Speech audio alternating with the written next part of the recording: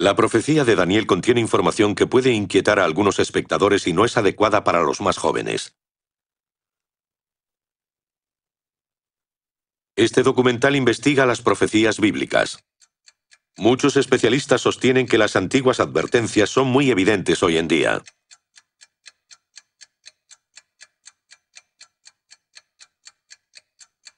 Vete, Daniel. Las palabras están guardadas y selladas hasta el momento final. Sin que ninguno de los malvados entienda. Los maestros comprenderán. Libro de Daniel, hace unos 2200 años. Hacia el fin de los tiempos, un grupo de hombres centrará su atención en las profecías e insistirá en su interpretación literal en medio de mucho clamor y oposición. Sir Isaac Newton, 1642-1727. Vamos a ver qué tipo de voz buscas para esto. ¿Quieres una voz grave? ¿O un tono más alto para jugar con él? No sé, querido, haré lo que me pidas. No paro de hablar porque soy el narrador. Hasta el infinito y más allá. Yo hablo y hablo. Hola, estoy en la cabina y aprovecho para saludar a los chicos del estudio que tocan los botones. Buenos días.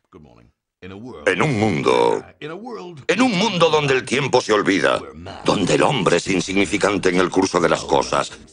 ¿Es eso lo que quieres? During the course of 1 week, the situation in the Middle East has deteriorated dramatically.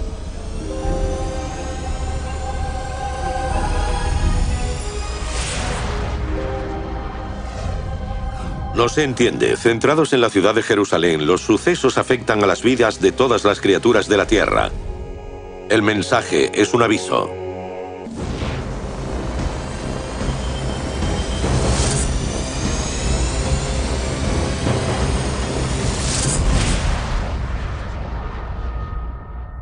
¿Cómo no van a quedarse absortos con este tráiler?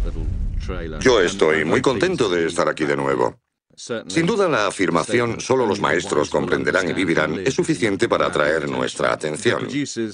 Creo que los productores contactaron conmigo amablemente porque soy un poco escéptico. No soy precisamente religioso. Pero es un tema muy interesante. Me preguntaron si me gustaría emprender un viaje único en la vida. ¿Cómo iba a negarme? Así que ahora tengo este dossier lleno de documentos. No me han dado mucha información porque vamos a explorarlo juntos. Pero he echado un vistazo general para ver un poco de qué iba y si esto resulta ser cierto, va a cambiarnos la vida. A todos. Hay quienes aseguran que las civilizaciones antiguas recibieron visitas de seres místicos, visitantes de otros mundos y dimensiones. Dicen que vinieron a avisar a la humanidad de acontecimientos futuros, hechos que afectarán a nuestra existencia.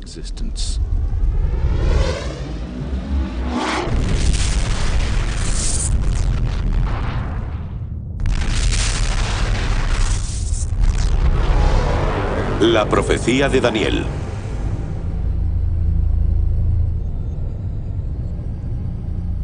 El 14 de mayo de 1948, el primero de esa serie de acontecimientos se convirtió en noticia internacional y al parecer hasta hoy, más de un centenar de hechos se han cumplido con total precisión.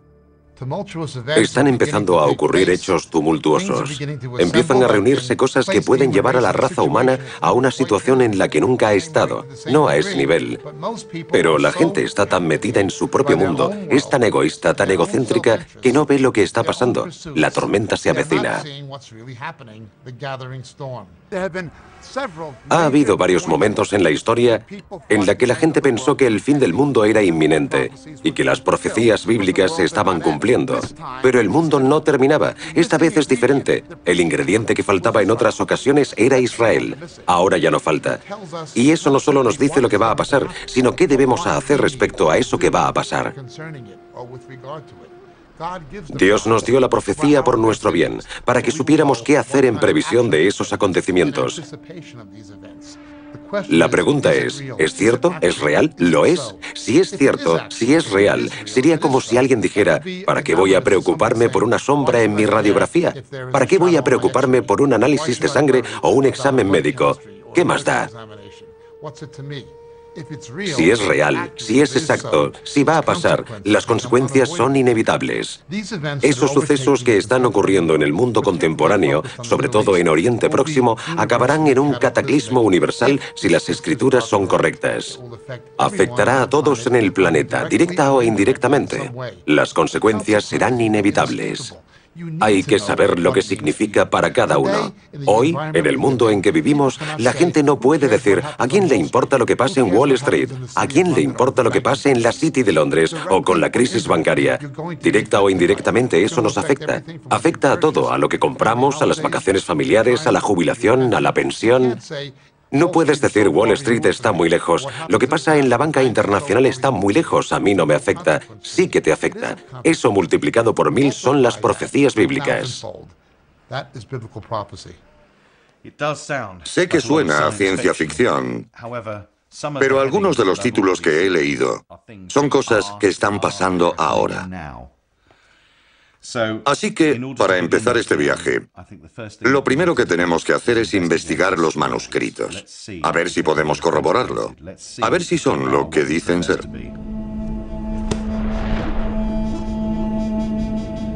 En 1947 se produjo el asombroso hallazgo de unos rollos antiguos en una cueva del desierto en Qumran, Jordania. Hoy son conocidos como los manuscritos del Mar Muerto. Esos manuscritos demuestran que las predicciones o profecías recogidas en la Biblia tienen más de 2000 años.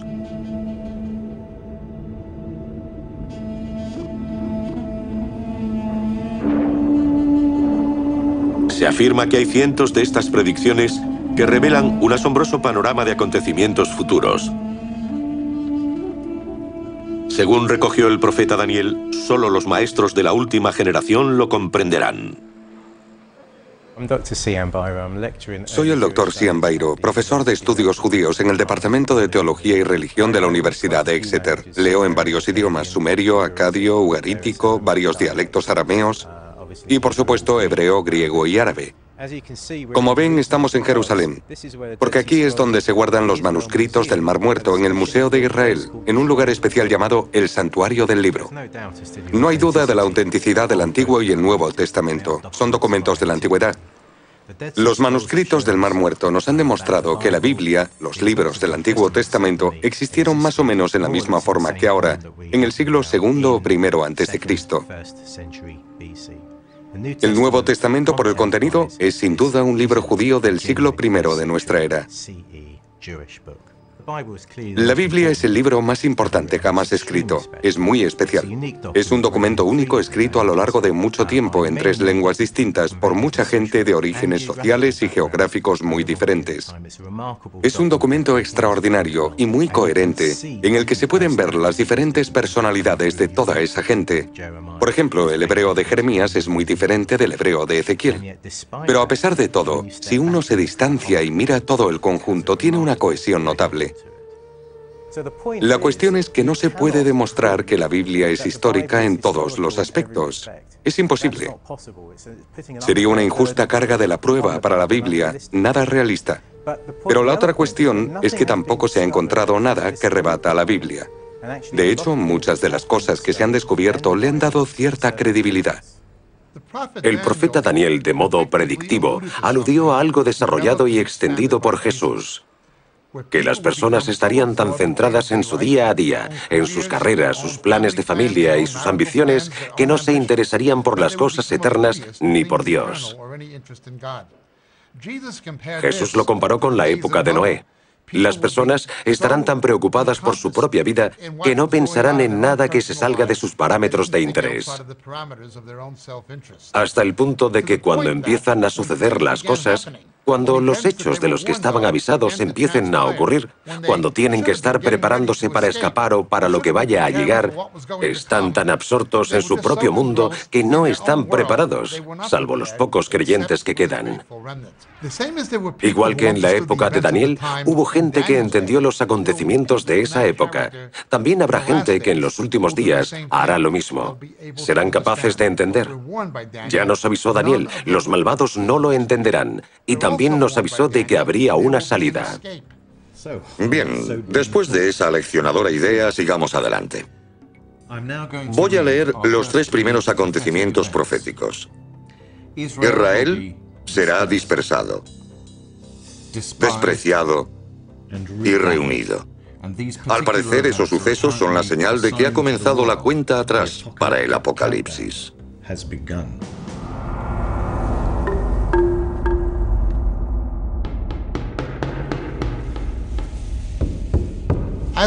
Como advirtió Jesús y predijo Daniel, los romanos destruyen Jerusalén y los judíos son deportados progresivamente en los siglos I y II de Jerusalén y de la zona sur de Israel.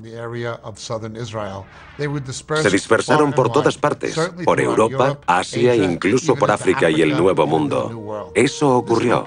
El Señor te dispersará entre todos los pueblos, de un extremo a otro de la tierra. En esos pueblos no descansará ni habrá reposo para la planta de tu pie. Tu vida estará pendiente de un hilo, temblarás día y noche, y no te fiarás de tu vida. La historia ha estado plagada de antisemitismo, de odio hacia los judíos. De ese os odiamos. Los judíos eran perseguidos en todos los países en los que vivían. Ni siquiera es lógico, pero ya se predijo en la Torá, en el capítulo 28 del libro del Deuteronomio y en el 26 del Levítico, que todas esas cosas les pasarían a los judíos. La triste historia del antisemitismo ya se predijo. En lugar de perfume, habrá olor de podredumbre. En lugar de cinturón, cuerda. En lugar de rizos, calvicie. En lugar de belleza, una marca de fuego. Libro de Isaías 3:24, hace unos 2500 años. Isaías escribió mucho sobre eso.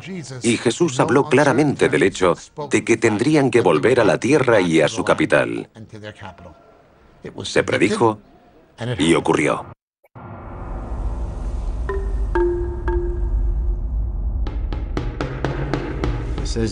Aparece en Ezequiel, capítulo 37, versículo 21. Esto dice el Señor Dios: recogeré a los hijos de Israel de entre las naciones a donde han ido. Los reuniré de todas partes para llevarlos a su tierra. La cuestión de este pasaje es que aún no ha habido un momento de la historia en la que todos los judíos del mundo hayan vuelto a Israel y hayan recuperado su tierra y su nacionalidad, a excepción de 1948. ¿Cómo puede renacer una nación en un día? ¿Cómo pueden volver los judíos a esa antigua capital después de estar dispersos por todo el mundo a lo largo de casi 2 milenios? Las Escrituras dijeron que eso pasaría. Cuando veamos a los judíos de nuevo en Israel y en la antigua capital de Jerusalén, según el Nuevo Testamento, será una señal del fin. Los judíos deseamos volver a Israel. Desde hace siglos dirigimos nuestro corazón hacia Jerusalén, el centro del mundo para nosotros. Los judíos siempre hemos querido volver a Jerusalén, así que es el cumplimiento de una profecía. Cuando las palabras de los profetas se materializan, se hacen realidad, el pueblo judío vuelve a su patria y establece el Estado judío por primera vez en 2000 años. No hay nada comparable en la historia de la humanidad. Esto es del rabino Richman. Él dijo: si le hubieras contado a un judío que estaba a punto de entrar en la cámara de gas que Israel pronto volvería a ser una nación y que los judíos estarían empuñando las armas por primera vez en 2000 años, no hubiese hecho falta meterlo dentro, porque habría muerto de la risa. Para ellos era imposible. Eran un pueblo sin esperanza. 1.100.000 judíos fueron ejecutados por decreto romano en el 70 de nuestra era. Flavio Josefo, historiador, hace 1900 años. Millones de judíos fueron asesinados durante la Edad Media y los pogromos rusos. Al menos 6 millones fueron exterminados en la Segunda Guerra Mundial. Si nos fijamos en las profecías de la dispersión, hay muchas pruebas que demuestran que los judíos tuvieron que dejar Israel. Hemos visto cómo los despreciaban. Adolf Hitler hizo todo lo posible para acabar con todos los judíos del planeta. Los odiaba con rabia.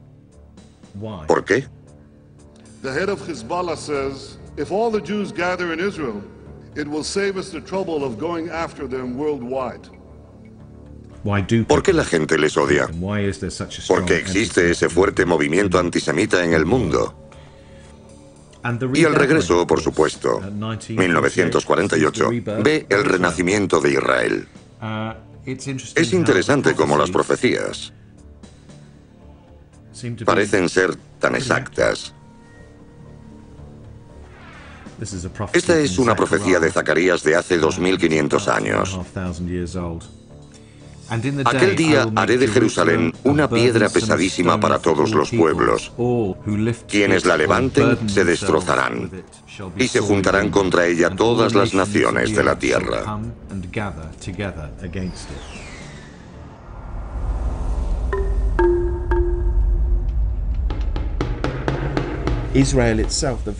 Si repasamos la historia, la mera existencia de Israel es problemática para los musulmanes de la región, porque es un país que ha tenido muchas religiones. Todos los derechos sobre esa tierra son refutados y lo siguen siendo. Un Estado, Israel, que reclama un derecho exclusivo sobre esa tierra. Un derecho basado en una sola religión, el judaísmo.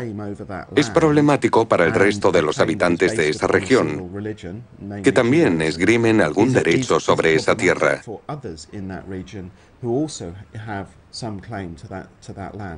Así que la historia no solo se remonta al siglo XX, sino a miles de años. Esta situación es el centro de mucha atención internacional diplomática y de los medios de comunicación.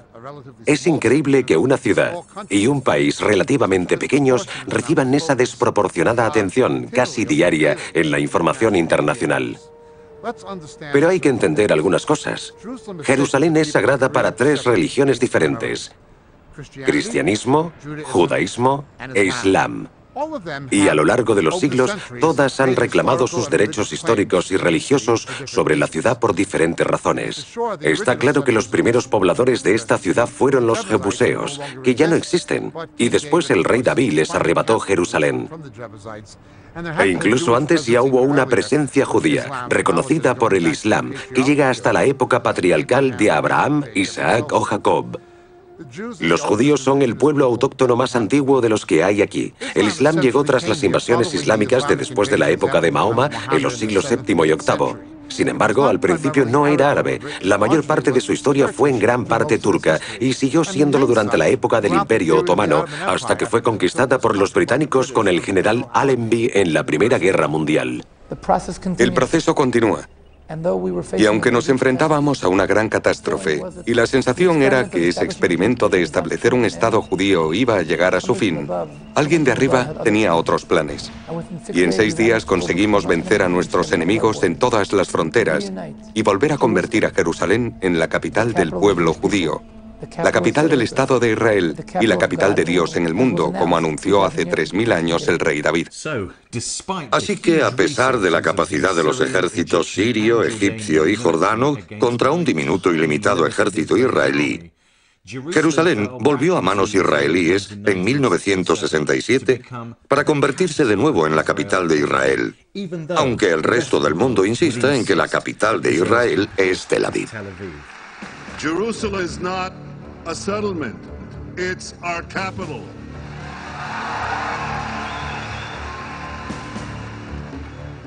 Sigamos. Sofonías. Esto data sobre el 622 a.C.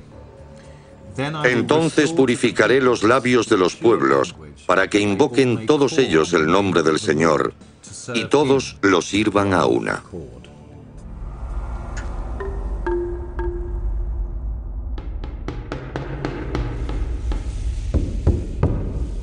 Si le pregunto, Mashmeh, ¿cómo se llama? Le hablo una lengua bíblica. Puede decir que es un milagro. Viene gente de todas partes del mundo que habla, no sé, docenas de lenguas, a un país y convierte a esa bella durmiente en una lengua de uso.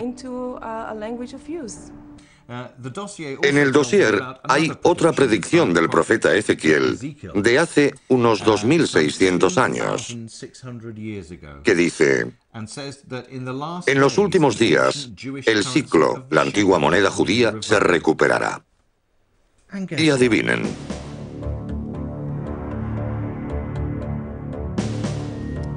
Dispersos, despreciados, reunidos en Jerusalén como capital, lengua restaurada y, por supuesto, el ciclo. Todas las predicciones se han cumplido. Esto puede verse de dos maneras. Podríamos decir que son un montón de coincidencias. O podríamos ir más allá y pensar, ¿y si hay algo de verdad en todo eso? ¿Qué dicen? ¿Averiguamos un poco más? Hace casi 3000 años, Jesús dijo a Isaías: haré brotar ríos en cumbres desoladas, en medio de los valles manantiales. Transformaré el desierto en marisma y el yermo en fuentes de agua.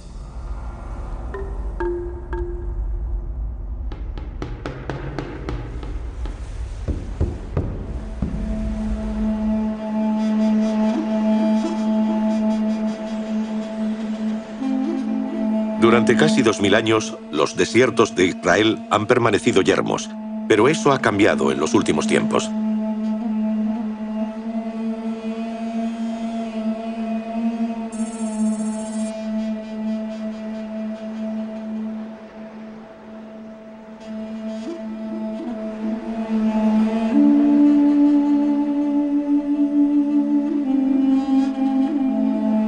A medida que aumentan los proyectos de regadío, se van revelando más profecías. Esto es de Isaías, 740 años de Cristo. Plantaré en la estepa cipreses, junto con olmos y alerces. Israel echará brotes y flores y sus frutos llenarán el mundo. Entonces se dirá: esta tierra que estaba desolada se ha convertido en el jardín del Edén. El desierto y el yermo se regocijarán. Se alegrará la estepa y florecerá. Germinará y florecerá como flor de narciso. Toda profecía es una poderosa señal, una advertencia para los escépticos. Desde el páramo hasta el jardín del Edén, la tierra se transformará. Eso se predijo y ocurrió.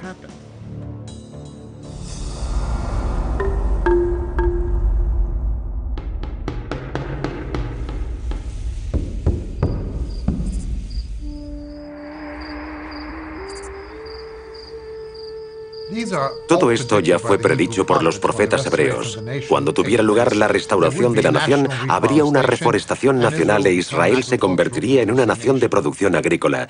Durante siglos, cuando los judíos no tenían el control, la tierra era básicamente yerma. Cuando llegaron los sionistas, esto estaba lleno de pantanos infestados de malaria y de desierto. De hecho, los turcos impusieron un tributo al crecimiento de los árboles. Cuando Israel se convirtió en una nación en 1948, hubo un importante programa nacional de reforestación que literalmente cumplía la profecía. Y, por supuesto, Israel es la huerta de Oriente Próximo. En ninguna otra parte de la región se encuentra tanta tierra cultivable ganada al desierto. Otras naciones quisieran tenerla, pero Israel ha hecho florecer al desierto, como se predijo. Las primeras personas que vinieron aquí solo vieron agua salada y desierto, así que fue una gran aventura. Desde el principio intentaron crear huertos, intentaron cultivar todo tipo de frutales. Cuando yo me metí en este negocio, cultivaba ciruelas, melocotones, albaricoques, peras, todo tipo de fruta. Ahora tenemos el mayor olivar del país y exportamos aceite de oliva a todo el mundo. Y parece que va bastante bien. Y las montañas manarán vino dulce. Todas las montañas estarán llenas. Traeré a los prisioneros de mi pueblo, Israel. Construirán sus ciudades y vivirán en ellas. Plantarán viñedos y beberán su vino. También harán huertos y comerán su fruta. Todo eso está pasando ahora. Israel echará brotes y flores y sus frutos llenarán el mundo. Estos son solo algunos de los productos de Israel. Granadas, pimientos, bizcocho, pimientos morrones, melones, chocolate. Como ven, alguien ha estado picando un poco. Vino israelí. ¿Huele bien? Muy bueno, muy bueno. La transformación es notable, pero ha sido gracias al trabajo de la gente de los kibutz durante los últimos 40 años, a la inversión económica y a los grandes sistemas de regadío que se han instalado y demás, algo que cualquier otro país puede conseguir dada la economía de la región. Lo espeluznante es que solo Israel ha conseguido recomponerse hasta esa capacidad. ¿Eso ha pasado solo porque es una nación inteligente? ¿O porque se había predicho?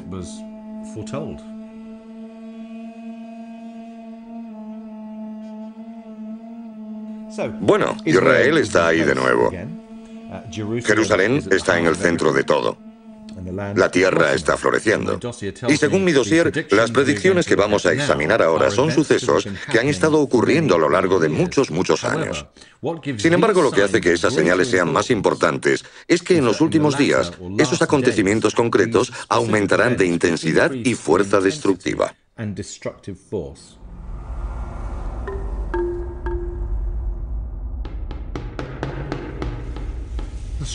Las escrituras hablan de 4 tipos de desastres que tendrán lugar cuando nos acerquemos al final.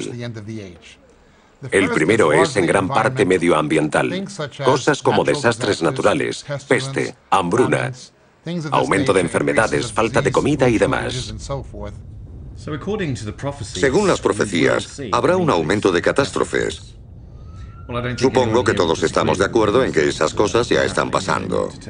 Solo hay que encender la televisión para ver escenas de inundaciones, tsunamis, terremotos. Todo parece bastante común. De hecho, tanto es así que creo que en los últimos 5 o 10 años hemos visto tantas imágenes de desastres naturales que estamos acostumbrados. Ya no nos impacta. El otro tipo son las guerras y los conflictos, catástrofes provocadas por el hombre, la mayoría basadas en las tensiones étnicas entre naciones.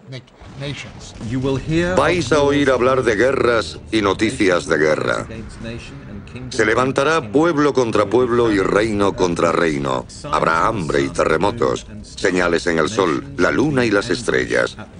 A las naciones les angustiará el rugido y la sacudida del mar. Los hombres se desmayarán de terror, inquietos por lo que le ocurrirá al mundo. Esas cosas ocurrirán. Será el comienzo de los dolores. Eso significa que habrá más desastres naturales y más frecuentes.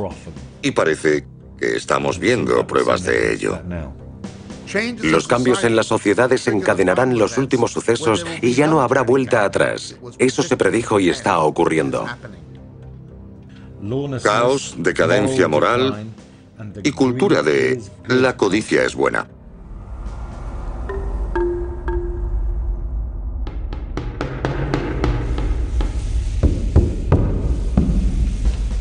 Hay profecías ambiguas en el Nuevo Testamento sobre un aumento del caos que tendrá lugar en los últimos días.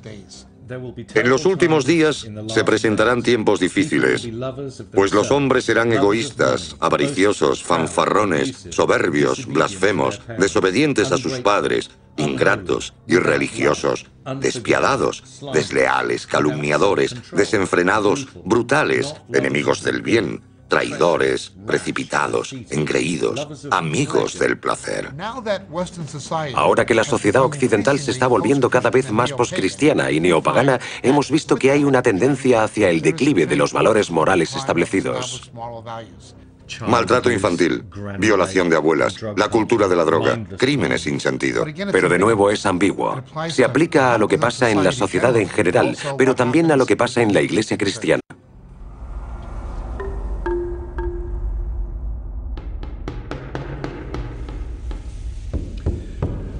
Bien, al ver estas predicciones, estoy empezando a comprender cómo se integran estas profecías. Se necesita que un suceso preceda al siguiente y se van complementando hasta crear el marco general. Entonces, la siguiente en la lista es el engaño espiritual, que parece ser una de las mayores señales de que el fin está cerca. El engaño espiritual masivo seducirá a millones de personas mientras buscan señales y milagros, abriendo la puerta al mayor engaño de todos los tiempos. Se predijo y está ocurriendo. A lo largo de los años, ha aumentado el número de personas que se han puesto en contacto con Richard Truss. Se han sentido engañadas por algunas iglesias a las que acudían, por algunos grupos que pensaban que eran cristianos y no lo eran. Y han descubierto que al final la verdad no es como se la habían contado. Cuando empezamos a investigar, vimos que era muy interesante que la Biblia hablara de una época, de el final de la era, y dijera que en esa época, en el final de la era, ese engaño que siente la gente irá en aumento. Lo que más repetía Jesús era sin duda el engaño en la iglesia cristiana. Habló de falsos maestros, falsos profetas, incluso de falsos mesías. A lo largo de los años, Richard Truss ha visto un aumento en la desviación de gente de las iglesias del auténtico cristianismo. Se han alejado de la verdad bíblica. En los últimos años ha pasado algo. El mensaje tradicional del Evangelio ha sido difamado e incluso desacreditado por los telepredicadores. Los conversos se han convertido en una broma relacionada con las estafas religiosas. Por desgracia, la gente acabará rechazando el mensaje tradicional cristiano por culpa de esas estafas económicas tan obvias para todos, ignorando el hecho de que el mismo Jesús ya avisó de que ocurriría. Dijo que muchos usarían su nombre y llevarían a la gente por el mal camino. En las Escrituras lo llaman la gran apostasía, la desviación de la verdad. Creo que gran parte de culpa la tiene directamente el cristianismo, pues como religión establecida, ha hecho lo posible por desacreditar a la Biblia como documento e incluso a la persona de Jesús, que, para quien no conozca el cristianismo, tiene una personalidad muy atractiva y muchas cosas interesantes que decir. Pero la gente deja de interesarse por cómo es el cristianismo y cómo se presenta a sí mismo. Sin embargo, la Biblia es la columna vertebral del cristianismo, ¿no? Por desgracia, el cristianismo institucionalizado oficial suele ignorarla. Se nos ha dicho que eso está relacionado con la llegada del hombre de la impiedad, una de las metáforas para el anticristo, a quien Dios enviará como castigo y en quien todos creerán. En otras palabras, si quieres falsos profetas, Dios hará que creas en uno. Si quieres un falso Mesías, Dios hará que sigas a uno. La venida del impío tendrá lugar por obra de Satanás, con ostentación de poder, con señales y prodigios falsos. Pero ¿a quién está advirtiendo? Está advirtiendo a la gente que se proclama cristiana y debería ser más sensata. Estamos viendo una apostasía. Estamos viendo unas iglesias que estuvieron basadas en la Biblia y relacionadas con una moralidad bíblica y que ahora ya no son ni una simple apostasía religiosa, sino un libertinaje moral y una falta fundamental de ética económica. No tenía ni idea de que la gente religiosa ya no estudiaba la Biblia, que, como le he dicho al Dr. Bairo, yo pensaba que era como una especie de manual, por llamarlo de alguna manera. Así que si la gente ya no estudia la Biblia y no sabe lo que se dice, se fían de los predicadores que hablan sobre lo que quieren o lo que es importante para ellos ese día. Mientras el mundo carga con el peso de los asuntos humanitarios, la humanidad buscará desesperadamente a un líder, un salvador. Se predijo, pero ¿ocurrirá? But it is clear to all concerned that when it comes to nuclear weapons, we have reached a decisive point. This is not simply about America's interests. It's about preventing a nuclear arms race in the Middle East that could lead this region and the world down a hugely dangerous path. Habrá una confluencia de desastres medioambientales, económicos, políticos y estratégicos, la mayoría centrados en Oriente Próximo. En la desesperación, el mundo recurrirá a un líder político y a un líder religioso como una especie de figura redentora. Es curioso que ahora que entramos en este nuevo mundo, los seguidores de la nueva era están esperando a alguien llamado Maitreya. Los musulmanes esperan al Mahdi. Los budistas esperan al quinto Buda. Los judíos esperan la llegada del Mesías. Los cristianos esperan el regreso de Cristo. Y llegará una falsificación espiritual que seguramente lo será todo para todos. Será capaz de unir a las religiones del mundo con un plan político. Vendrá como una figura mesiánica, haciendo ver que tiene la capacidad de restaurar la prosperidad y la estabilidad en una atmósfera de caos absoluto que tendrá aterrorizada a la gente. Por ese terror que ocurrirá en los ámbitos medioambiental, estratégico y económico, recurrirán a un hombre en lugar de a Dios y tendrán uno. Ese a quien el Nuevo Testamento llama el hombre de pecado, el anticristo. Llegará al poder ayudado por un sistema religioso mundial corrupto. ¿Existe la posibilidad de que esté emergiendo un líder mundial? Bueno, yo diría que el país con más posibilidades de conseguir la paz mundial, a pesar de todos los errores que ha cometido y comete, es Estados Unidos. The people of the world can live together in peace. We know that is God's vision. Now that must be our work here on earth. Thank you. And may God's peace be upon you. Thank you very much. Thank you. El mundo está ávido de paz. El mundo está ávido de un liderazgo hacia la paz. Creo que la gente espera a un solo líder que llegue y lo haga. Y hace un año, yo hubiera dicho, sin duda, que el candidato más idóneo era Barack Obama.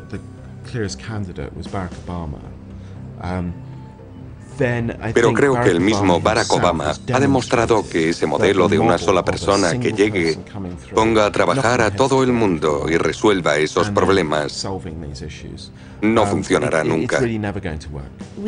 Necesitamos un líder y un grupo de personas a su alrededor, no solo un hombre. Pero necesitamos a ese hombre para entregar el mensaje. En otras palabras, un nuevo orden mundial. Pero no ese del que se habla en las páginas web de teorías conspiratorias. No ese que se lleva a la gente y todo está controlado por unos pocos, sino un nuevo orden mundial que funcione para todos, que cree prosperidad, que empiece con infraestructuras regionales y vayan moviéndose poco a poco hacia una civilización global próspera, de la que todo el planeta pueda estar orgulloso y que lleve a una nueva era para la humanidad. No quiero decir que eso sea necesariamente lo que pasará, pero con el liderazgo adecuado, soy una persona optimista. La verdad es que es muy difícil hacer este trabajo si no lo eres, porque estarías siempre deprimida. Pero usted se está preguntando cuál sería la otra cara de la moneda. Yo he presentado la visión positiva y usted quiere saber cuál sería la parte negativa. De acuerdo, la verdad es que no es muy difícil. No se puede avanzar hacia el gobierno mundial sin una crisis, sin que la gente pierda la fe en su soberanía nacional. Tienen que tener confianza en algo que sustituya a eso y le rescate, básicamente. Podemos acabar en una situación donde un ataque de Israel a Irán provoque una serie de sucesos por todo el mundo, orquestados por los poderes iraníes. Como resultado, la gente tendrá miedo. Estará asustada porque en ese caso, la guerra llegará literalmente hasta la puerta de sus casas. No es algo que esté pasando en Oriente Próximo o algo que suceda en un barco en el estrecho de Hormuz. Estará pasando en su vida cotidiana. Y si hubiera esos ataques organizados, creo que la gente querría algún tipo de liderazgo. Alguien que pudiera protegerlos. Entonces, llegaría el control del Estado. La gente pediría que les mantuvieran a salvo. Se entregarían al Estado y dirían, ¿qué pueden hacer para mantenernos a salvo? Eso podría dar lugar a un tipo de nuevo orden mundial equivocado, que a su vez podría dar lugar a la tiranía y al aumento de líderes tipo Hitler. Las víctimas de que un líder mundial se convirtiera en un Hitler serían la democracia, la justicia, la libertad. Nadie podría luchar contra ese líder. Durante el siglo XX hemos visto a esos déspotas en varios países, como Hitler, Stalin, Mao Zedong, Pol Pot. Todos ellos a nivel nacional pudieron mantenerse y provocaron, como Hitler, guerras mundiales. Pero hubo un grupo de países que lucharon contra ellos y lograron pararlos. Al final, la libertad no fue la víctima. Al final, la democracia no fue la víctima. Imaginen que no hubiera ningún Estado-nación. Imaginen un solo gobierno global y alguien como Hitler en el poder. ¿Quién podría pararle? ¿Quién lucharía contra él? Esperemos que eso no pase nunca, porque lo que podría hacer con nuestras libertades civiles y lo que podría hacer con la propia naturaleza del hombre es aterrador. En la segunda parte de la profecía de Daniel, continuará la investigación mientras examinamos la marca de la bestia, un sistema de seguimiento económico que podría llevar al control global. Problemas en Oriente Próximo. ¿Están Irán, Turquía y Rusia en el centro de una coalición lista para colisionar con Israel? Y mientras se construye una enorme presa y surgen reyes en Oriente, se ha predicho una aterradora conclusión que podría traer al mundo la guerra que acabará con todas las guerras.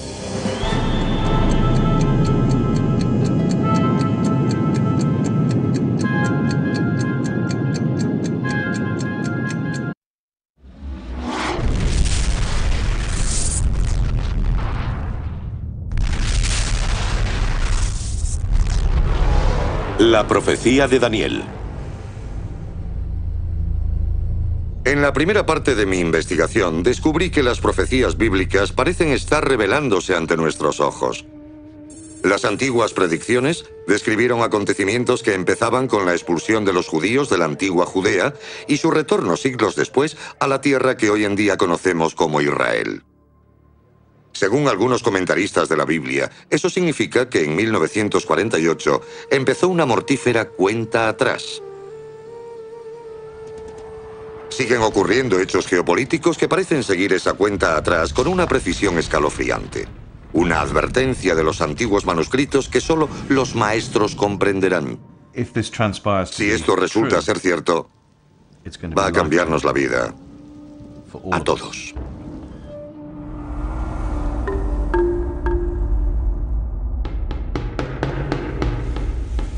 Él, el anticristo, hace que a todos, pequeños y grandes, ricos y pobres, libres y esclavos, se les ponga una marca en la mano derecha o en la frente, de modo que nadie pueda comprar ni vender si no tiene la marca.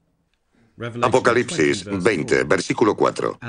Vi también las almas de los decapitados por el testimonio de Jesús y la palabra de Dios, los que no habían adorado a la bestia ni a su imagen y no habían recibido su marca en la frente ni en la mano.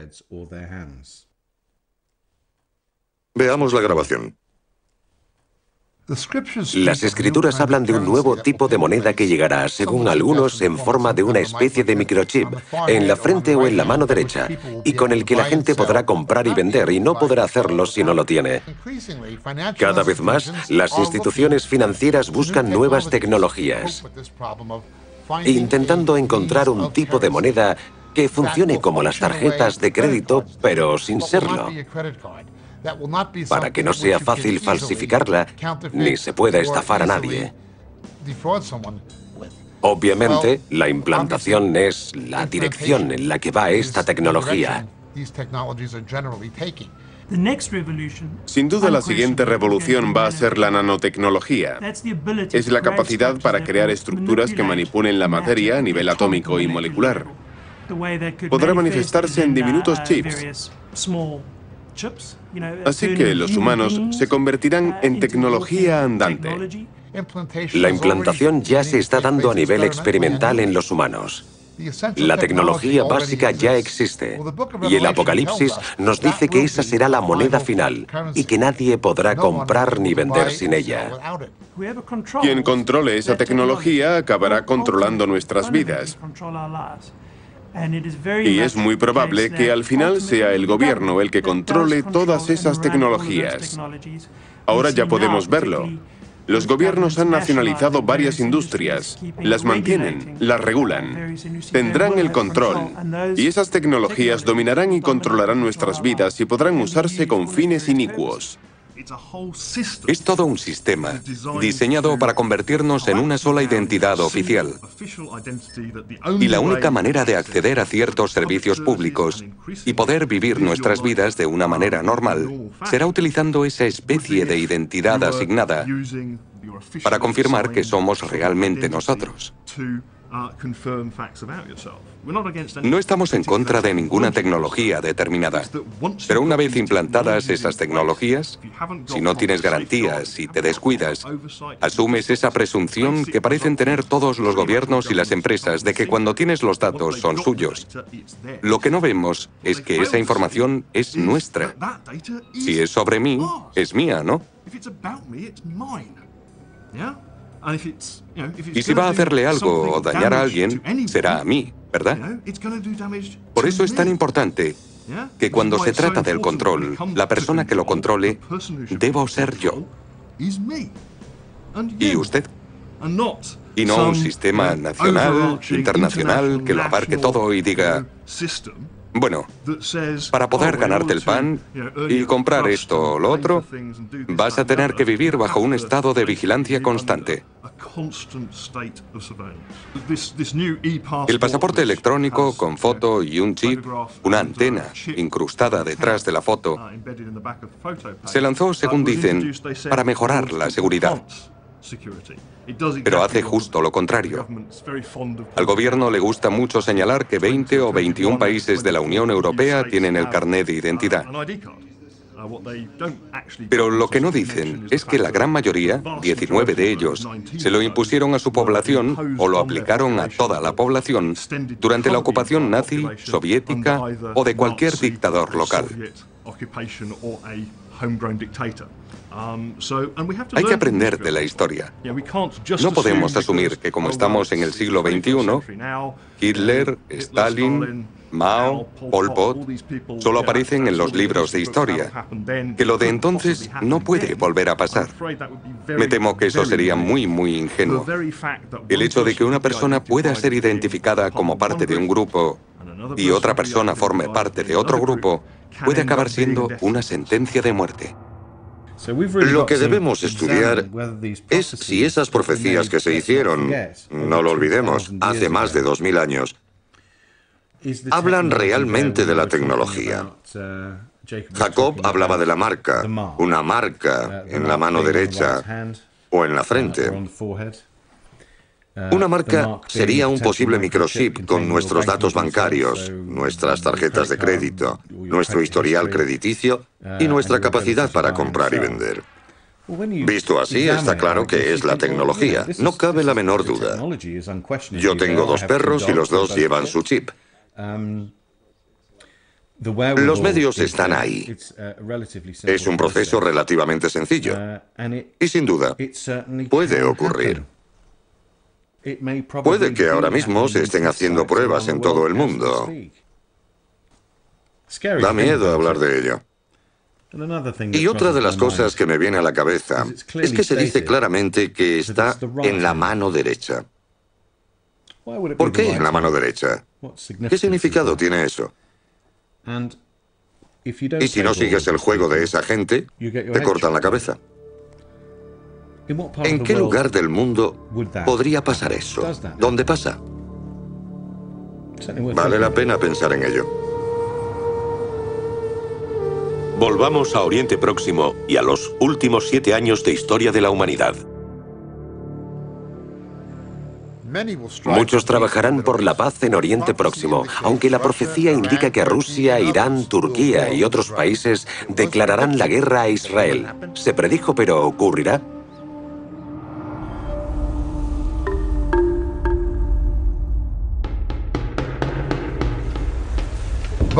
El Apocalipsis y el libro del profeta Daniel hablan de esos últimos 7 años de la historia humana divididos en dos mitades. Al comienzo de esos 7 años se firmará un tratado con el objetivo de llevar la paz a Oriente Próximo entre Israel y las naciones que le rodean, pero a mitad de ese periodo el llamado anticristo romperá el tratado. Esa persona llegará e intentará convencer a los judíos de que es una especie de libertador que llevará la paz a Oriente Próximo. Pero no solo engañará a Israel, sino a las naciones. Llegará como un hombre de paz, pero en realidad será un hombre de guerra. Si nos fijamos en la historia de la resolución de los conflictos enconados, suelen ser las personas más radicales, las más inflexibles y rutinarias, a las que cuesta más cambiar, las que al final consiguen la paz. Sobre todo porque son capaces de arrastrar a la mayoría de sus electores. Soy optimista y creo que una persona como Netanyahu puede generar un consenso o mover a Israel en la dirección correcta. Esto no se basa en ningún hecho, porque cualquier persona con la que hablemos de la situación actual será bastante pesimista sobre el resultado, pero las soluciones también pueden venir de la nada. Si Israel quiere sobrevivir, tiene que convertirse en parte de una arquitectura mayor. Y eso tendrá que organizarlo Estados Unidos. Too much blood has been shed. All of us have a responsibility to work for the day when the mothers of Israelis and Palestinians can see their children grow up without fear. When the Holy Land of the three great faiths is the place of peace that God intended it to be. ¿Asumirá el reto Estados Unidos o no? Ya lo veremos. Esperamos que las noticias sean buenas, porque si no, creo que será un efecto muy desestabilizador para la región y para el mundo. Pensemos en cuánta gente ha presionado para conseguir tratados de paz que después no han funcionado. Como en Oslo, por ejemplo, Oslo I, Oslo II, Camp David. Ninguno de esos tratados consiguieron lo que prometían, y ninguno será capaz de conseguir lo que promete. Lo peor está por llegar. Daniel también predijo que cuando esos sucesos ocurrieran, veríamos cómo Persia, el actual Irán, se convierte en una amenaza estratégica para la existencia de Israel, cosa que provocará un conflicto terrible. Today, an unprecedented threat to humanity looms large. A radical Iranian regime, armed with nuclear weapons, could bring an end to the era of nuclear peace that the world has enjoyed for the last 65 years. Sí, Ahmadinejad hizo esas afirmaciones, pero no tienen por qué estar relacionadas con el deseo de un holocausto nuclear. Que si creo, a pesar de la retórica que utilizó Ahmadinejad, que será capaz de borrar a Israel de la faz de la tierra, no lo creo. No creo que debamos preocuparnos por eso, la verdad. Pienso que ese ataque con armas nucleares solo ocurrirá si las cosas se descontrolan totalmente. Los israelíes tienen sus armas nucleares, pero no creo que las utilicen primero. Lo harán si se ven envueltos en una situación en la que sea muy difícil no utilizarlas. Si nos encontramos con que Israel entra en guerra con Irán, ¿cómo respondería Irán? Pues lo haría a través de sus infiltrados. Y ahí es cuando tendríamos una catástrofe global.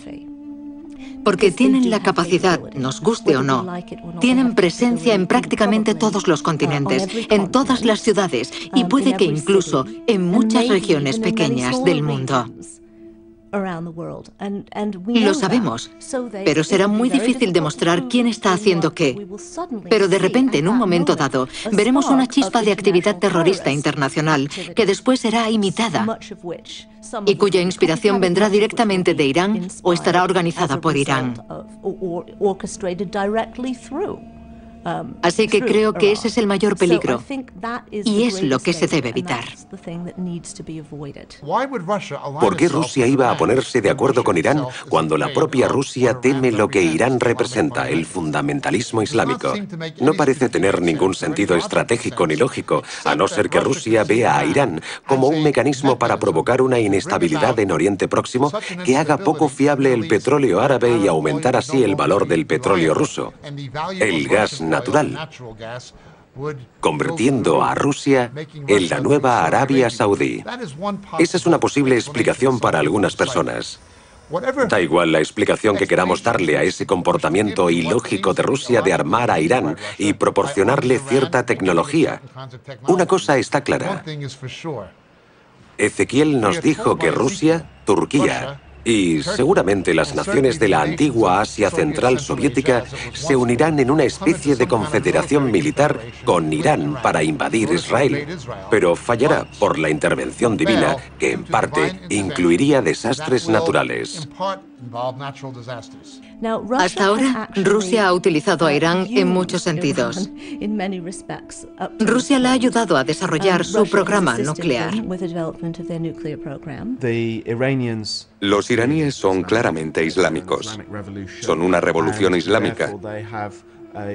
Y por lo tanto tienen un peligroso papel que desempeñar como ejemplo para los estados de Asia Central, donde también hay una gran población musulmana que amenaza la integridad territorial de Rusia. Sin embargo, en cuanto a relación estratégica, Irán tiene petróleo. Irán es un protagonista importante en la región. Hay una posibilidad de que Rusia tenga un papel importante si desarrolla una relación con Irán. Así que intenta distanciarse de Estados Unidos, que por supuesto tiene una relación muy estrecha con Israel. Eso significa que los rusos y los israelíes nunca estarán de acuerdo. ¿Y qué hay de Turquía, tanto tiempo aliada de Israel? ¿Turquía como posible enemigo? Sí, es posible. Turquía es uno de los pocos estados que ha sido amigo de Israel dentro del mundo musulmán. Si pierde a Turquía, Israel estará mucho más aislado. Turquía firmó un acuerdo con Rusia para construir una central nuclear de 20.000 millones de dólares con 4,8 gigavatios en Turquía. Rusia aportará la tecnología y se quedaría con el 51% de las acciones del consorcio. Imagínese lo que eso significa para la región. Turquía tiene poder. Tiene el poder de crear una gran paz en la región a través de sus empresas económicas y de la visión de Davutoglu, su actual ministro de Exteriores. Pero igualmente, ese poder podría utilizarse para lo contrario. Podría ser un catalizador para la guerra. Así que las profecías parecen bastante certeras. Es espeluznante. ¿Será todo una coincidencia? Yo creo que no. No sé ustedes. La constelación de sucesos globales está casi completada. Las predicciones son una señal clara y visible.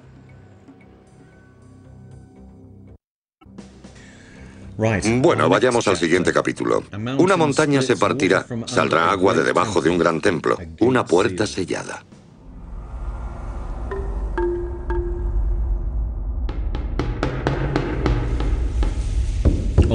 Aquel día se plantarán sus pies sobre el Monte de los Olivos, al este de Jerusalén.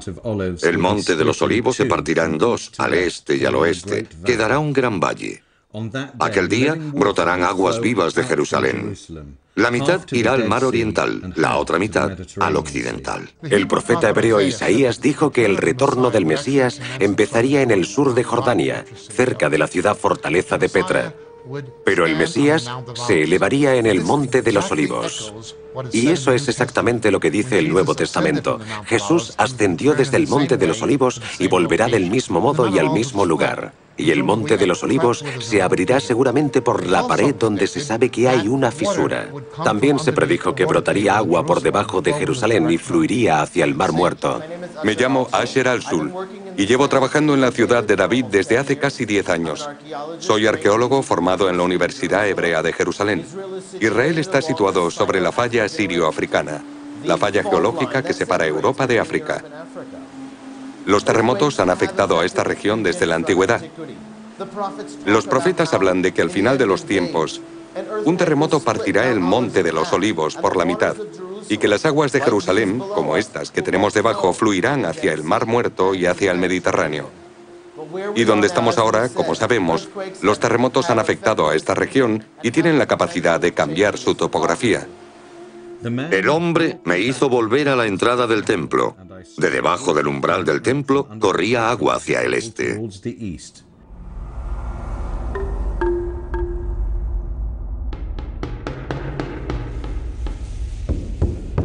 El templo tendrá que reconstruirse y, según el Apocalipsis capítulo 11, será, digamos, un templo tribulacional. Eso tiene que ocurrir, y ahora mismo hay yeshivas, escuelas religiosas judías, ocupándose de resucitar al antiguo sacerdocio levítico. Hay un instituto del templo que está recogiendo, restaurando y diseñando los objetos necesarios para reintroducir el culto levítico. Está ocurriendo mientras hablamos. La Torá nos obliga.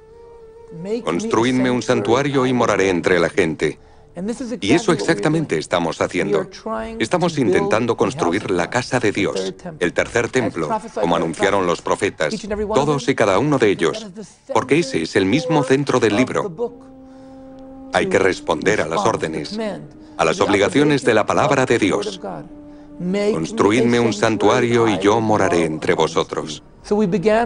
Así que empezamos con las cosas principales: la mesa del pan, el altar del incienso, la menora, los instrumentos musicales, las vestiduras del sumo sacerdote. Y poco a poco hemos conseguido reunir más de 70 elementos. Empezamos hace solo 25 años con un grupo pequeño de personas y ahora hay más de 100.000 personas que nos visitan cada año. Hay cientos de miles de personas de todo el mundo que entran en nuestra página web cada día y que intentan formar parte de este piadoso fenómeno histórico. Ha llegado el momento de que el mundo se congregue en torno a un solo Dios, y donde Él dijo, en Jerusalén. En cuanto empecemos, deberíamos tardar 1 o 2 años en construirlo. El 21 de mayo de 2009, el fiel movimiento del Monte del Templo presentó al mundo en Jerusalén la piedra angular del templo de 13 toneladas de peso. Luego, el hombre, un ángel, me hizo volver al pórtico exterior del santuario que mira hacia oriente. Estaba cerrado. El Señor me dijo, este pórtico permanecerá cerrado.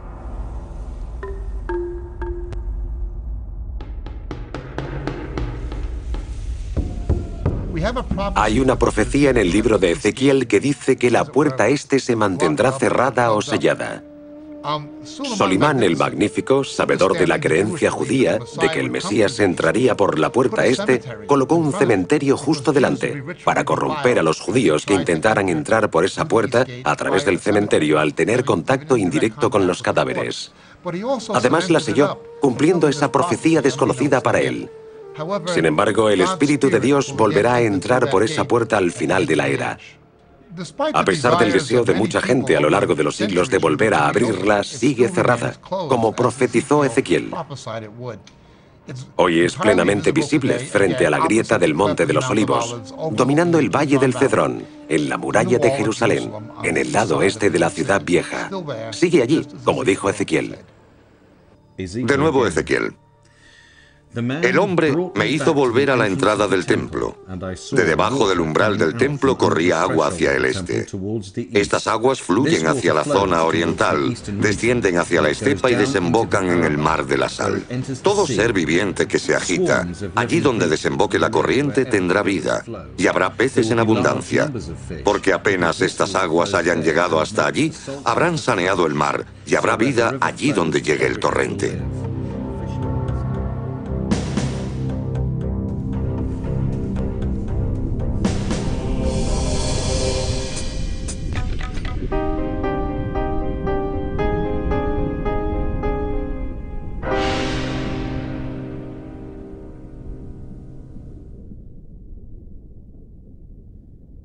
Bien, todo esto aún no ha pasado. Aún tiene que construirse el templo, si es que se hace, pero sin duda los preparativos ya están en marcha. Incluso los detalles más pequeños. Es casi como si las profecías fueran un manual de instrucciones para saber qué hay que hacer para el Mesías. Hemos visto pruebas de que hay agua bajo Jerusalén.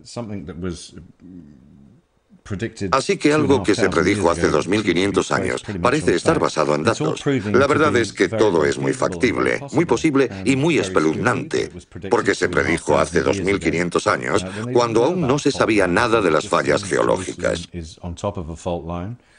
Y acabamos de ver que Jerusalén está sobre una falla. Israel no existió hasta 1948, así que, de nuevo, no podemos decir que es solo una coincidencia. Hay algo en todo esto, hay algo aparentemente real en estas profecías. Sigamos. El surgimiento de una superpotencia oriental y la construcción de una gran presa. Jesús le dijo al apóstol Juan en su Apocalipsis: suelta a los 4 ángeles que están atados junto al gran río Éufrates. Quedaron sueltos los 4 ángeles que estaban preparados para aquella hora y día y mes y año para matar. Y el número de las tropas de caballería era 200 millones. Yo oí su número. Otra revelación. El 6.º ángel derramó su copa sobre el gran río, el Éufrates, y se secó su agua, de forma que quedó preparado el camino de los reyes que vienen del oriente, y los congregó en un lugar llamado en hebreo Armagedón.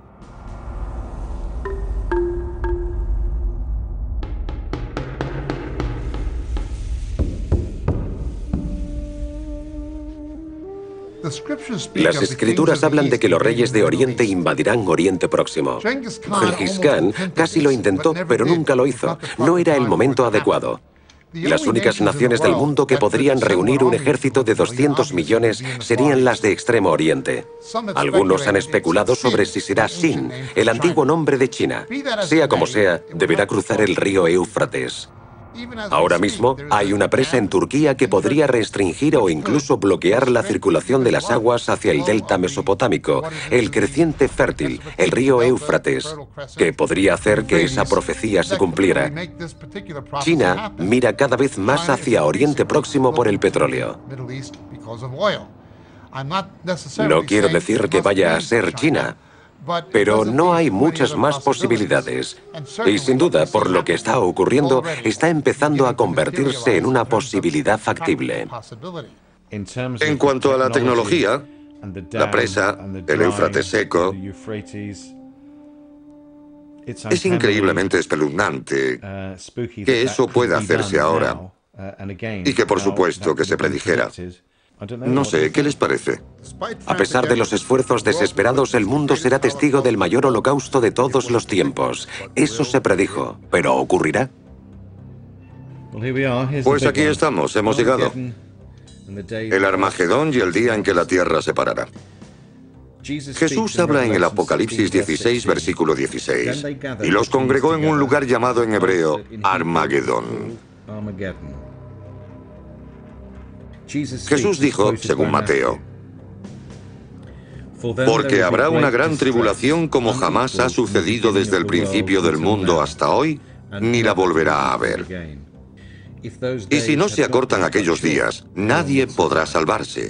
Pero en atención a los elegidos, se abreviarán aquellos días.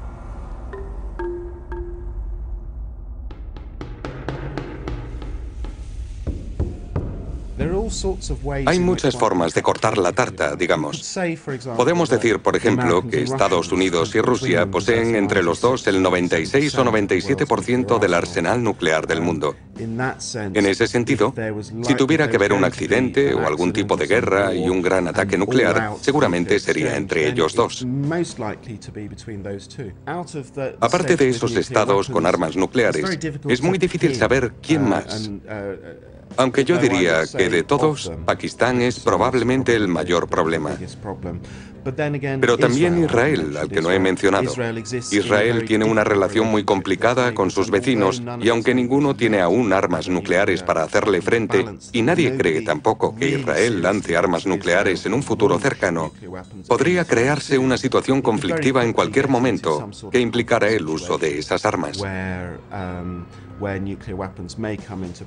Seguramente será cuando Irán tenga armas nucleares. Y esa relación entre Irán e Israel es la que tendremos que vigilar los próximos años, pues puede ser muy conflictiva.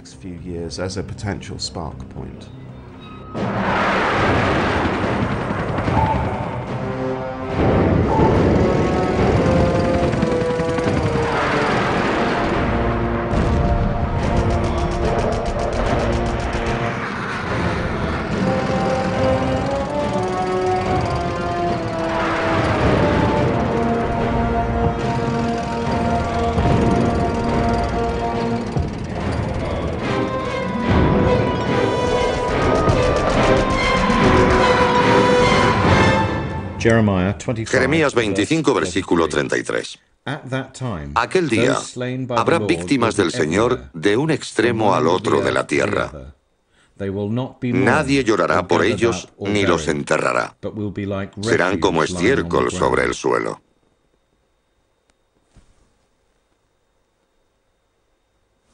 Tengo la imagen en mi mente de millones de cuerpos amontonados en el suelo, ya sea como resultado de algún artefacto enorme, una bomba de un megatón, una bomba nuclear.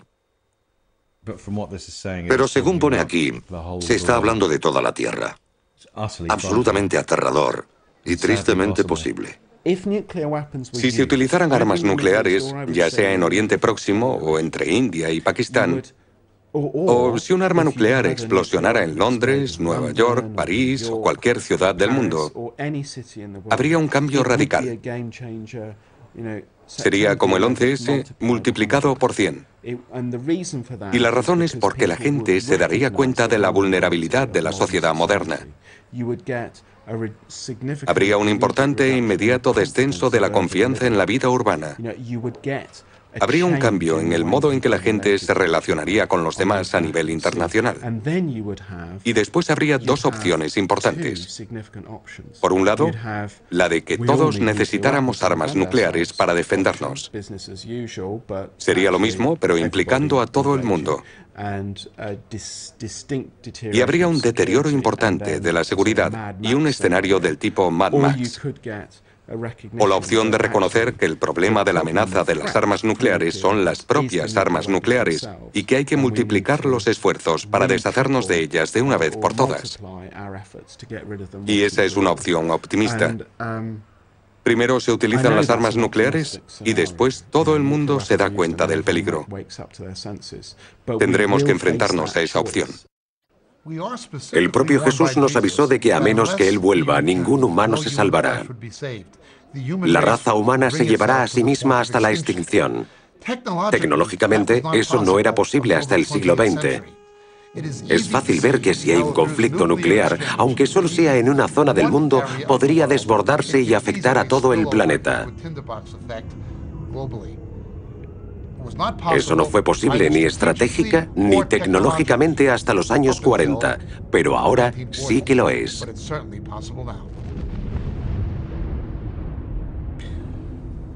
Yo he visto una imagen horrible en mi cabeza. No sé ustedes. Sabemos que Oriente Próximo es una zona política conflictiva. Sabemos que el petróleo es un problema. Sabemos que la humanidad ha creado la capacidad de exterminarse. Que los rusos tienen unas 13.000 cabezas nucleares en su país, los estadounidenses 9.000 y los británicos unas 160. La tecnología está ahí, la potencia de fuego está ahí. Podría pasar, podría pasar. Es una idea muy fuerte y estoy seguro de que desde que se concibió la bomba nuclear ha sido un miedo presente en todas las mentes. En la mía, desde luego. Su carne se pudrirá cuando todavía estén vivos. Sus ojos se pudrirán en sus cuencas, sus lenguas se pudrirán en sus bocas. Libro de Zacarías 14:12, hace unos 2500 años. Bueno, hasta ahora solo le hemos echado un vistazo por encima a un tema muy fascinante. Desde el momento en que empecé este viaje, supe que iba a ser fascinante. Sin embargo, después de llegar hasta aquí, he visto que es muy interesante, muy aterrador, y no dejo de preguntarme, ¿cómo podemos parar esto? ¿Cómo podemos prevenirlo? La verdad es que no sé si podemos. Resumamos lo visto hasta ahora.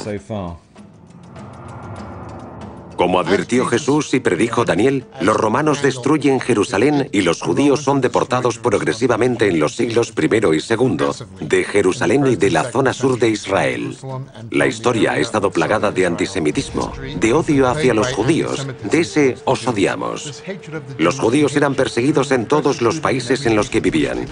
Ni siquiera es lógico, pero ya se predijo en la Torá, en el capítulo 28 del libro del Deuteronomio y en el 26 del Levítico, que esas cosas les pasarían a los judíos. Recogeré a los hijos de Israel de entre las naciones a donde han ido. Los reuniré de todas partes para llevarlos a su tierra. La cuestión de este pasaje es que aún no ha habido un momento en la historia en la que todos los judíos del mundo hayan vuelto a Israel y hayan recuperado su tierra y su nacionalidad, a excepción de en 1948. Y aunque nos enfrentábamos a una gran catástrofe y la sensación era que ese experimento de establecer un Estado judío iba a llegar a su fin, alguien de arriba tenía otros planes. Y en 6 días conseguimos vencer a nuestros enemigos en todas las fronteras y volver a convertir a Jerusalén en la capital del pueblo judío, la capital del Estado de Israel y la capital de Dios en el mundo, como anunció hace 3000 años el rey David. Viene gente de todas partes del mundo que habla, no sé, docenas de lenguas a un país y convierte a esa bella durmiente en una lengua de uso. En los últimos días, el siclo, la antigua moneda judía, se recuperará. Y adivinen. Hace casi 3000 años, Jesús dijo a Isaías: haré brotar ríos en cumbres desoladas, en medio de los valles manantiales. Transformaré el desierto en marisma y el yermo en fuentes de agua.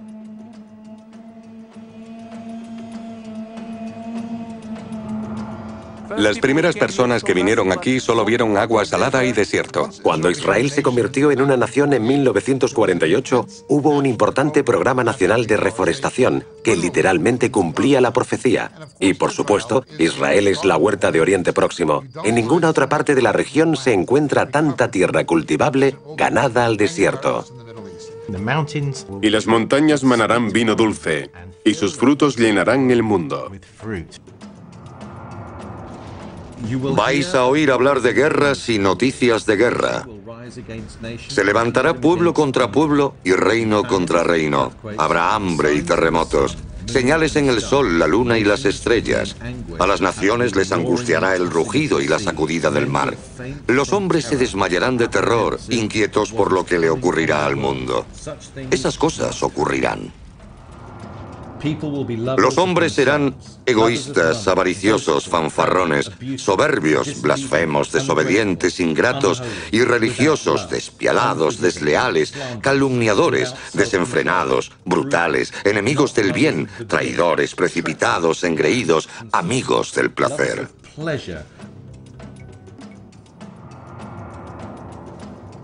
A lo largo de los años, Richard Truss ha visto un aumento en la desviación de gente de las iglesias del auténtico cristianismo. Se han alejado de la verdad bíblica.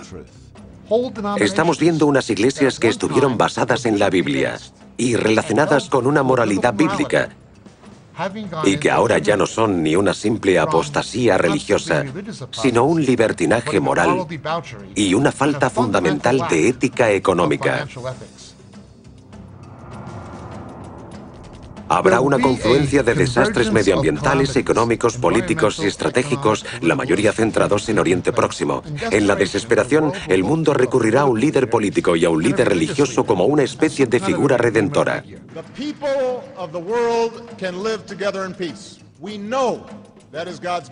Necesitamos un líder y un grupo de personas a su alrededor, no solo un hombre. Pero necesitamos a ese hombre para entregar el mensaje. Las escrituras hablan de un nuevo tipo de moneda que llegará, según algunos, en forma de una especie de microchip en la frente o en la mano derecha y con el que la gente podrá comprar y vender. Y no podrá hacerlo si no lo tiene. La tecnología básica ya existe y el Apocalipsis nos dice que esa será la moneda final y que nadie podrá comprar ni vender sin ella. Veremos cómo Persia, el actual Irán, se convierte en una amenaza estratégica para la existencia de Israel. Ezequiel nos dijo que Rusia, Turquía y seguramente las naciones de la antigua Asia Central Soviética se unirán en una especie de confederación militar con Irán para invadir Israel, cosa que provocará un conflicto terrible. Israel está situado sobre la falla sirio-africana, la falla geológica que separa Europa de África. Los profetas hablan de que al final de los tiempos, un terremoto partirá el monte de los olivos por la mitad, y que las aguas de Jerusalén, como estas que tenemos debajo, fluirán hacia el Mar Muerto y hacia el Mediterráneo. La Torá nos obliga: construidme un santuario y moraré entre vosotros. Y eso exactamente estamos haciendo. Estamos intentando construir la casa de Dios, el tercer templo. En cuanto empecemos, deberíamos tardar 1 o 2 años en construirlo. A pesar del deseo de mucha gente a lo largo de los siglos de volver a abrirla, sigue cerrada como profetizó Ezequiel. Hoy es plenamente visible frente a la grieta del Monte de los Olivos, dominando el Valle del Cedrón, en la muralla de Jerusalén, en el lado este de la ciudad vieja. Sigue allí, como dijo Ezequiel. Las únicas naciones del mundo que podrían reunir un ejército de 200 millones serían las de Extremo Oriente. Algunos han especulado sobre si será Sin, el antiguo nombre de China. Sea como sea, deberá cruzar el río Éufrates. Ahora mismo hay una presa en Turquía que podría restringir la circulación de las aguas hacia el Éufrates, que podría hacer que esa profecía se cumpliera. No quiero decir que vaya a ser China, pero no hay muchas más posibilidades. Si se utilizaran armas nucleares, habría un cambio radical. Sería como el 11S multiplicado por 100. El propio Jesús nos avisó de que a menos de que Él vuelva, ningún humano se salvará. La raza humana se llevará a sí misma hasta la extinción.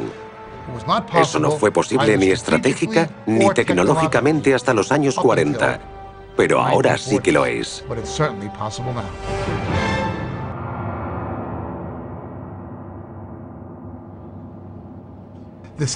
Igual que en tiempos de Daniel, hubo gente que entendió los acontecimientos de esa época, también habrá gente que en los últimos días hará lo mismo.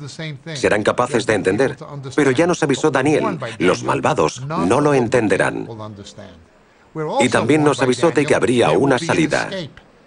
El Nuevo Testamento enseña a sí mismo que cuando esos sucesos empiecen a ocurrir, llegará un momento en que los justos podrán escapar. Bueno, todos hemos visto lo mismo y es fascinante.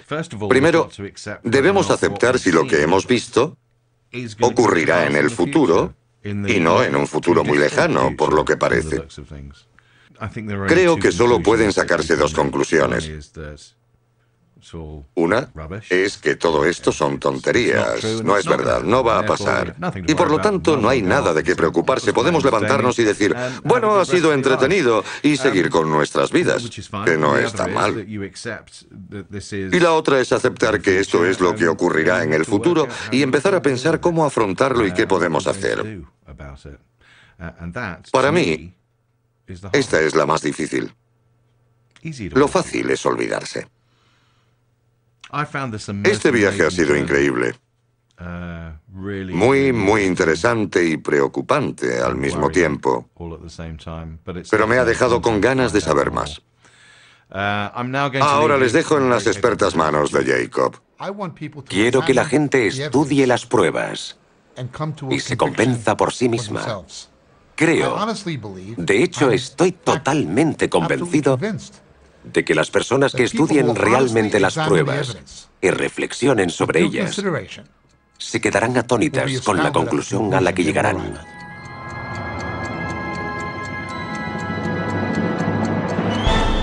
En el momento en que se concluyó este documental hubo más acontecimientos que parecen respaldar las profecías bíblicas.